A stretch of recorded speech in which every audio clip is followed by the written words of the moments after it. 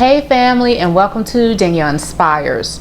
You know, wealth is truly an internal state of being that outwardly manifests itself with peace, prosperity, and joy. Get your inner self straight by working towards self-actualization and maximizing your potential, and you will attract abundance. Last week we discussed the psychology of wealth and poverty. We had that discussion to help you honestly analyze your thinking, to identify patterns of thoughts that are weakening your financial power. You will need to constantly work on improving your thinking and boosting your financial IQ if you want to continuously grow your wealth beyond what you dreamed possible. The practice of self-actualization will lead you to plan for success. Yes, success requires a plan. Most people want tricks and tips for building wealth without taking the time to renew their minds and without having a plan for success. The world in general wants a magic pill to cure whatever is wrong with their lives. Yet, quick fixes are often short-lived. You might shoot up fast and furious like a rocket, but eventually you'll crash and burn. I want sustainable results, even if lasting results require more time and effort in the short run. If it's worth building, then it's worth brainstorming, planning, and enjoying the process of creating something that you and future generations can enjoy. Today we're going to talk a little bit about planning for financial success. I don't know if you've ever read Rich Dad, Poor Dad, what the rich teach their kids about money that the poor and middle class do not, by Robert Kiyosaki. If you haven't, please pick up a copy of his book today. Robert is my primary financial mentor and coach, and I want to share his brilliant insights into building wealth through investing. The first insight is that investing begins with a plan. It's not about tips, tricks, shortcuts, and strategies. Investing at its core is a plan. So before you start asking for stock tips or whether it's best to invest in real estate, bonds, stocks, you need a plan first. The second bit of insight is to create 3 plans if you want to be rich. These plans are a plan to be financially secure, a plan to be financially comfortable, and a plan to be rich. 3 plans, 3 different outcomes. Each outcome involves different risks, rewards, and responsibilities. You can also look at security, comfort, and wealth as stages of development, like the stages of human development in which you have to crawl before you can walk and you have to learn to walk before you can run. At each stage of development, you get lots of practice. You learn how to overcome challenges and you gain confidence in your abilities.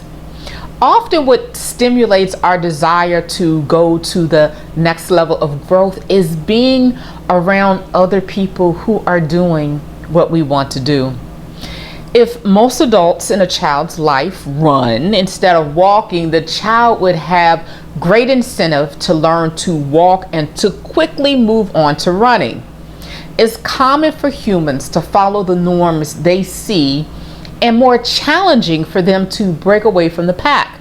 So if the norm among your friends and family is financial insecurity, then if you want more for yourself, you'll have very little incentive to achieve financial success, comfort, and eventually wealth.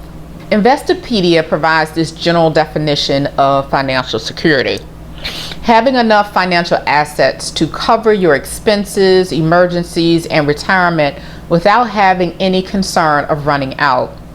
I like Investopedia's definition because of the emphasis is not on your income, but your assets, which means if you have a good salary but no assets, you have not achieved financial security. Now, All assets are not built equally. When buying assets, you want to invest in high quality assets that hold their value, appreciate, and generate income. By some standards, I've achieved financial security. However, for me, financial security means my mortgage is paid off and I have enough passive income to cover my cost of living. I'm not there yet, but my plan is to be there by December 2025. I'm not sure how I'm going to do it, but somehow when I write out SMART goals, I achieve them. Once I'm financially secure, I will be willing to take on more risk in order to achieve comfort. Then I will have more time to reinvent myself into the type of person who can manage larger sums of wealth. Basically, once you've achieved security, you position yourself to achieve a comfortable lifestyle. Mike Lee wrote an article for Biz Thoughts titled Financial Security, Comfort, and Wealth. He said financial comfort means having enough money that you don't mind losing your job because you have enough saved for years. You can afford the occasional item of luxury and comfort. While you still have a budget, you aren't scrambling to make ends meet. With Mike's definition of comfort, there's still an emphasis on building assets, but specifically enough assets to cover your expenses several years into the future. My plan for comfort means I can afford to live in a beachfront property with no mortgage and travel the world using passive income. Once I achieve comfort, I will be more willing and able to take on more risk. Financial comfort is great, but there's more, and I want more. After I achieve what I want for myself, I want to build specifically for my son, my grandkids, and future generations. In the Black community in general, it's like each generation starts from ground zero. My great-grandfather didn't pass on assets to my grandfather. My grandfather didn't pass on assets to my father, and my father didn't pass on any assets to me. Imagine, however, if my great-grandfather passed along $5,000 to my grandfather, and my grandfather over his life grew the $5,000 to $50,000 that he then passed along to my father. And then my father grew the amount to $100,000 and passed it along to me. Eventually, we could get to the place in my family where we gifted millions of dollars to the next generation, along with the wisdom of how to grow wealth generationally. I want to pass along millions to my son and provide him with generational wealth building wisdom. So I strongly desire to go from comfort to wealth in my lifetime. According to Mike Lee, very few people are at this level. Wealth means having enough money to afford luxuries all the time. You can afford to be a philanthropist who donates hundreds of thousands of dollars. You can afford to pursue your hobbies and interests at will. Your life is one of leisure. Amen, Mike. Amen. Family, it's time to do some planning. First, decide the ultimate of financial success you want to achieve. It could be security, it might be comfort, or it might be wealth. Your decision is your decision. But right now, I need for you to decide and leave a message in the comment section alerting me and the universe of your decision. There is something to boldly confessing your goals to the universe that I cannot explain, but it works. Next, you need to decide what each level you desire to reach looks like for you. Keep in mind that each level requires building assets, and you want high quality assets. We'll talk more about high quality assets in future episodes. Now that you've done some planning, you are ready to take a look at your financial picture. Don't worry about whether you like what you see or not. Don't worry about how far you might be from achieving your dream. Instead, find out where you are and embrace it. Trust me, someone would love to trade places with you. You might not feel blessed, but you are. You might not want to see in living colors where you are financially, but you need to know. You can't make intelligent decisions about your future without knowing where you are today. Your next power move after planning will be to utilize a robust financial tracking and reporting system to measure and review your financial progress towards achieving your goals. You need an automated and robust system that will efficiently and accurately track all your financial transactions. Remember, you are the CFO of your life. Therefore, you will need to build knowledge and skills to be able to track, report, and analyze your financial transactions to see if you are moving your economy in the right direction. I know some of you might need a bit more inspiration and encouragement to start record keeping, so here goes. The first bit of inspiration is from Laura Adam, who explains, if money management isn't something you enjoy, consider my perspective. I look at managing my money as if it were a part-time job. The time you spend monitoring your finances will pay off.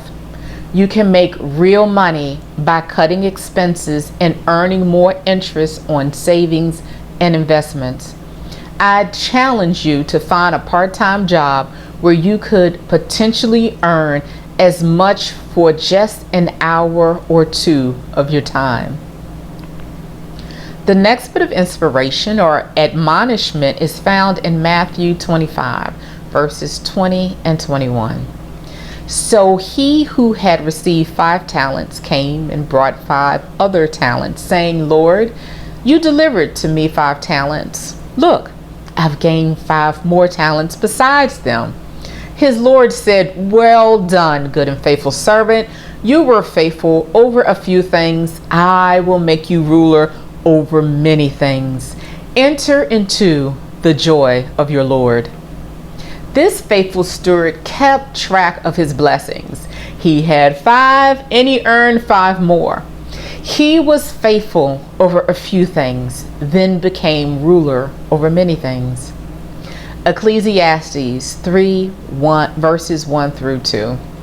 To everything there is a season, and a time to every purpose under the heaven. You have time to fulfill what you purpose to do on earth. This is your season to achieve your financial goals. The windows of heaven are open. God is pouring out grace upon grace, and glory upon glory, and favor upon favor. It is up to you to write out a plan of how to manage and grow whatever God gives you. It's up to you to be a good steward of the blessings in your life, which includes your assets and income.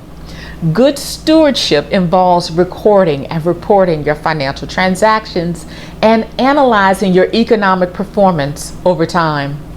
This is your season, and you have the time to do this. Okay? So let's do this. Fun and games are over. It's time to level up and think and grow rich. Are you with me? Give me a shout out in chat and let me know. Let's get started with record keeping. You want to know where your cash is coming from and where it's going to arrive at net cash flow. Examples of cash inflow include salaries and wages, business income and sales, child support, alimony, gifts, interest income, dividends, bonuses from work, transfers from one account to another, gambling winnings, income from a hobby or side hustle, and the like are just a few categories you might list as cash inflows. It's also fine to have a miscellaneous category for infrequent small cash inflows, but as much as possible have clearly defined categories. Cash outflows might include loan repayments like your mortgage, your car loan, student loan, and your personal loans. Credit card repayments, rent, that could be apartment, storage unit, car rentals, groceries, utilities such as electricity, gas, water, etc. Transportation such as buses, cabs, parking, tolls, Uber rides, vehicle maintenance, household maintenance, schooling, which includes tuition fees, supplies, professional and personal development, communication such as your home phone, cell phone, internet, clothing, healthcare, childcare, dog care. Beauty and body would include going to get your hair and your nails done, waxing, gym membership, massages, etc. Entertainment would be cable television, viewership, subscriptions, movies, miniature golf, gambling, and so forth. Vacations, dining out, such as fast food, Starbucks coffee, snack machine items, soda from a vending machine, and food or drinks that just are not a part of your grocery store run. Basically, whatever you are not buying from the grocery store, where prices are cheaper, would go here. So be careful here because you want to create category distinctions to help you identify discretionary spending and mandatory spending. Groceries are a part of mandatory spending, while dining out is discretionary spending. So you want to keep those two categories separate. It is very important to separate mandatory spending from discretionary spending to help you find that $500 a month that most households waste, so that you can divert it from discretionary spending to debt reduction or savings. There's no limit to the amount of cash inflow and outflow categories you can create. All of these categories help you to see exactly where your money is coming from and where it's going, so that you can make good decisions about how to improve your net cash flow. If you decide to use Excel or some other spreadsheet software, you want to select a template based on its description, not its name, because you want to be sure the template will do for you what you need it to do. For example, this money in Excel template sounds like it could be what you need. It says it seamlessly connect your financial accounts to Excel to view and manage all your finances in one place. Understand how you're spending your money and receive personalized insights about your monthly spending so that you can achieve your financial goals. Sounds good to me.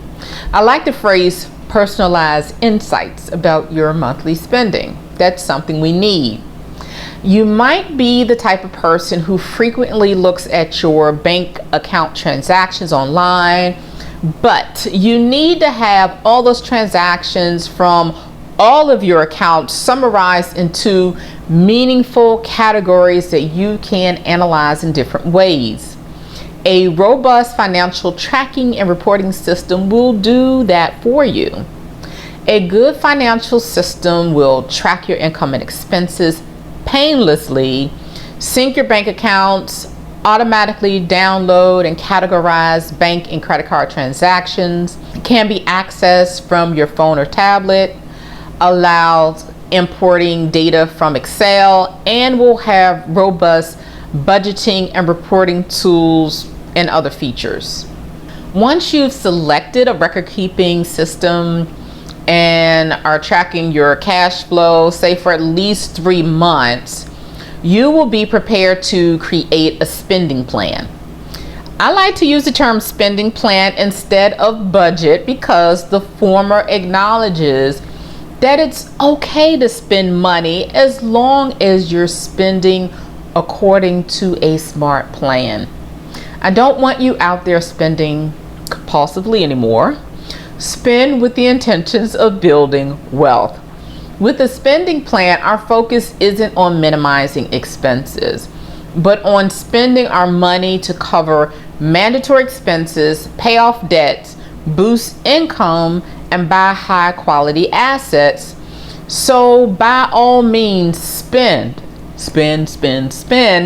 with a clear purpose in mind, which is to build wealth.